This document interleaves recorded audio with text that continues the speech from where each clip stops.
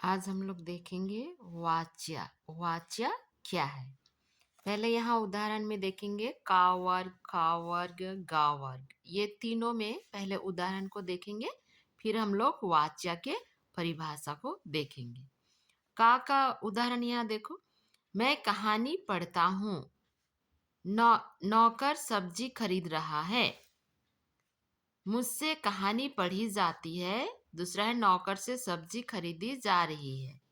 मुझसे कहानी पढ़ी नहीं जाती, नौकर से सब्जी खरीदी नहीं जा रही है। यहाँ क्या है? कर्ता। मैं कहानी पढ़ता हूँ। ये लड़का है मैं, इसलिए क्रिया भी क्या हो गया? पढ़ता हूँ। नौकर लड़का है तो सब्जी खरीद रहा है। ये कर्ता के अनुसार क्रिया भी वैसे ही हो गया। अब यहाँ पर नंबर खा में, खा वर्ग में क्या है? मुझसे कहानी पढ़ी जाती है। ये कहानी कर्म के अनुसार क्रिया चेंज हुआ है। सब्जी के अनुसार ये सब्जी स्त्रीलिंग, इसलिए ये जा रही है, ये भी स्त्रीलिंग हो गया। अब यहाँ पर क वर्ग में कहानी, ये भी कहानी कर्म, कर्म के अनुसार ही क्रिया हो गया है। सब्जी के अनुसार ही क्रिया हो गया है, मतलब ये भाव को बता रहा है। और यहाँ कर्म को, यहाँ भाव को प्रधानता दे रहा है, यहाँ कर्म को और यहाँ कर्ता को। तो यहाँ हम लोग देखेंगे परिभाषा में, क्रिया के जिस रूप से यह बोध हो कि वाक्य में क्रिया द्वारा संपादित विधान का विषय कर्ता, कर्म अथवा भाव है, वह वाच्या कहलाता है। आगे हम लोग फिर से ये परिभाषा देखेंगे तो ये यहाँ पर वाच्या का परिभाषा क्या है वो समझ में आ जाएगा। बोल रहा है यहाँ पर, क्रिया के जिस रूप से या बोध हो कि वाक्य में क्रिया द्वारा संपादित विधान, संपादित विधान मतलब ये जो हो रहा है क्रिया, ये कंप्लीट कर रहा है ये वाक्य को। संपादित विधान का विषय कर्ता, कर्म अथवा भाव है, वह वाच्या कहलाता है। क्रिया द्वारा ही बताएगा कि ये कर्ता है या कर्म है या भाव है, क्रिया ही बताएगा। तो यहाँ आगे हम लोग देखेंगे क्या है? वाच्या के प्रकार। वाच्या के 3 प्रकार होते हैं। पहला है कर्तृवाच्या। कर्तृवाच्या में क्रिया के जिस रूप से वाक्य में उसके कर्ता का बोध हो, वह कर्तृवाच्या कहते हैं। कर्ता मतलब जो काम करता है उसे कहते हैं कर्ता।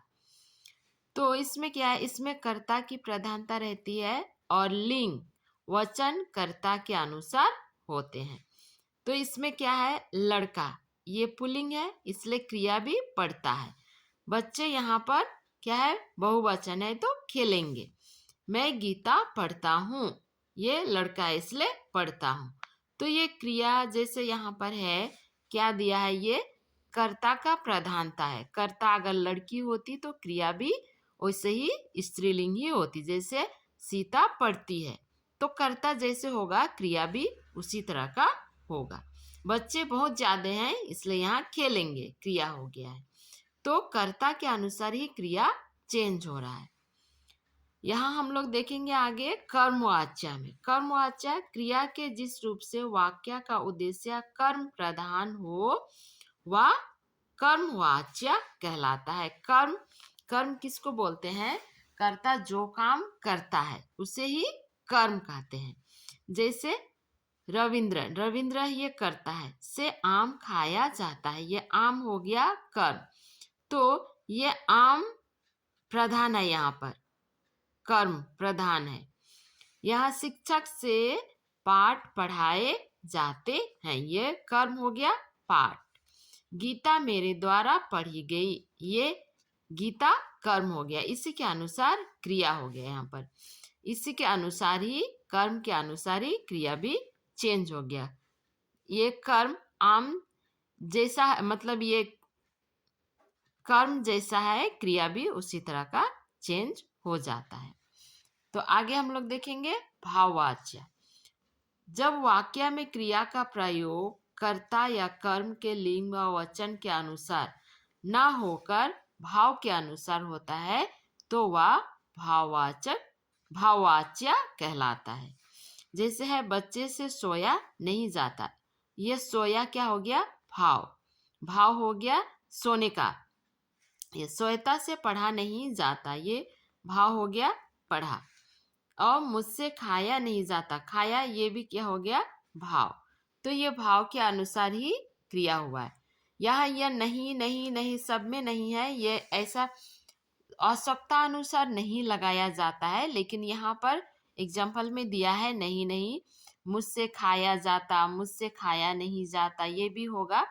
जैसे यहाँ पर कभी कभी ऐसा भी होता है भाववाच्य में कि यहाँ पर स्कूटी रिपेयर किया जाता है, ये भी हो गया भाववाच्य में होगा। हर महीने के 1 तारीख को सैलरी लगाया जाता है, ये भी हो गया भाववाच्य। तो इस तरह से जाता है जा धातु लगेगा यहाँ क्रिया का, और जाता है इस तरह का भाववाच्य में होता है। तो आगे हम लोग यहाँ पर कुछ उदाहरण देखेंगे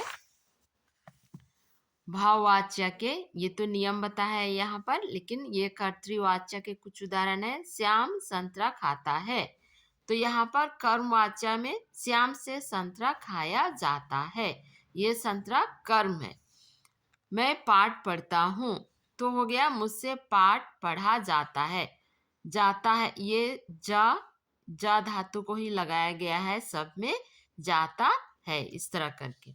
और भाववाच्य में क्या देखेंगे थोड़ा, माता जी से खाना बनाया नहीं जाता, बच्चे से खेला नहीं जाता, उससे चला नहीं जाता, कविता से पढ़ा नहीं जाता। ये नहीं नहीं है, लेकिन आवश्यकता अनुसार ही नहीं लगाया जाता है यहाँ पर। जैसे हम लोग बोल सकते हैं माता जी से खाना बनाया जाता है, बच्चे से खेला जाता है, इस तरह का जाता होगा यहाँ पर। तो जा धातु को यहाँ लगाया गया है। तो इस तरह से आज हम लोग देखे वाच्य के, वाच्य क्या है देखे, फिर वाच्य के भेद देखे। वाच्य के भेद कर्तृवाच्य, कर्मवाच्य और भाववाच्य। कल हम लोग फिर से नया देखेंगे।